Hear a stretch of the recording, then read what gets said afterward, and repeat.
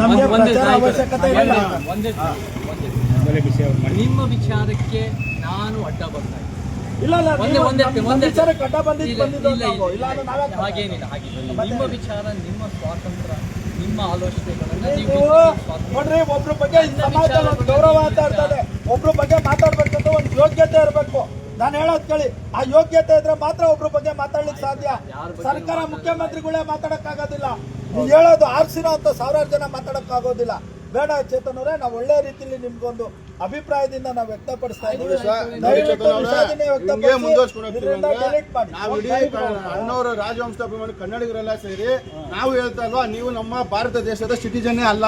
ನೀವು ಕೇಳೋ ಕ್ವಶನ್ಗೆ ಯಾವ ರೀತಿಯಾದಂತ ಹಕ್ಕು ಇಲ್ಲ. ಉತ್ತಮ ಕರ್ನಾಟಕ ಜಾಗದ ಹೇಳಿಕೆ ದಯವಿಟ್ಟು ಅದನ್ನು ಕೊನೆಗೊಳಿಸಿ. ಆಯ್ತು. ಏನು ಗೊತ್ತೆ, ಶಿವರಾಮೇಗೌಡರು ಹೇಳಿದ್ದಾರೆ, ಬಹಳ ಮುಖ್ಯವಾಗಿ ಯಾರು ಮನಸ್ಸು ನೋವು ಮಾಡೋದು ನಮ್ಮ ಉದ್ದೇಶ ಅಲ್ಲ. ಜಾಗೃತಿ ಆಗಿದೆ, ಇದನ್ನು ಮುಂದೆ ತೊಗೊಂಡೋಗೋದು ಸಾಕು.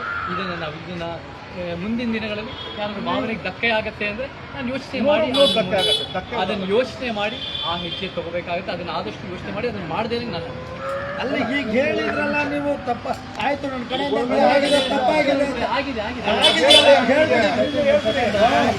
ಈಗ ಈ ಜಾಗದ ಏನು ಗೊಂದಲ ಇದೆ, ಈ ಗೊಂದಲವನ್ನು ಇತ್ತೀಚೆ ಆಗ್ತೀನಿ. ಈ ಗೊಂದಲ ಸೃಷ್ಟಿಯಾಗಿದ್ದಕ್ಕೆ ನನ್ನ ಇದಿದೆ ಅಂತಕ್ಕಂಥದ್ದು ಹೇಳಿಕೆ ತಪ್ಪಾಗಿ. ನಾನು ಯಾವ ಗೊಂದಲ ಹುಟ್ಟಿಸೋಕೆ ನನ್ನ ಉದ್ದೇಶ ಅಲ್ಲ. ಇದನ್ನು ಗೊಂದಲ ಆಗಿದ್ದರೆ ಅದು ಆಗದೇನಂಗೆ ಮುಂದೆ ನಾವು ನೋಡ್ಕೊಳ್ಳೋಣ. ಇದು ಯಾವುದೇ ಕಾರಣಕ್ಕೆ ಸಮಸ್ಯೆ ಬರೋದು ನನ್ನ ಉದ್ದೇಶ ಅಲ್ಲ. ಚರ್ಚೆ ಆಗಿದೆ.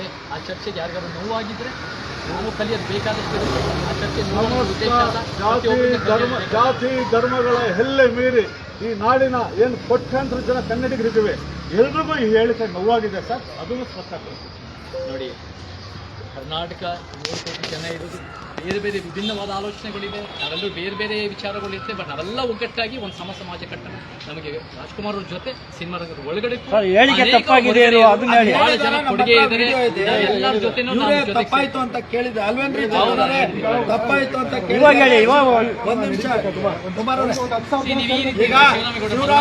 ಶಿವರಾಮೇಗೌಡನವರು ಬಹಳ ಶಿವರಾಮೇಗೌಡರು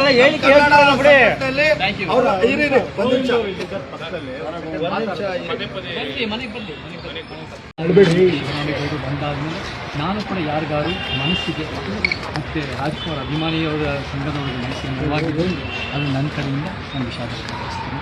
ನಾನು ಕ್ಷಮೆನೂ ಕೇಳ್ತೀನಿ. ಮತ್ತು ಮುಖ್ಯವಾಗಿ ಯಾರು ಮನಸ್ಸು ನೋವು ಮಾಡೋದು ನನ್ನ ಉದ್ದೇಶ ಅಲ್ಲ. ರಾಜ್ಕುಮಾರ್ ಅಭಿಮಾನಿಗಳು ನಾನು ಸಹ. ಆದರೆ ಮುಖ್ಯವಾಗಿ ನಮ್ಮ ಸಮಾಜದ ಜಾಗೃತಿ ಆಗಬೇಕು, ಒಂದು ಉತ್ತಮ ಪ್ರಜಾಪ್ರಭುತ್ವ ಕಟ್ಟಬೇಕು. ರಾಜ್ಕುಮಾರ್ ಕಂಡ ಕನಸಿನ ಚಿತ್ರರಂಗ ನಾವು ಕೂಡ ಕಟ್ಟಬೇಕು. ಅದು ನಮ್ಮ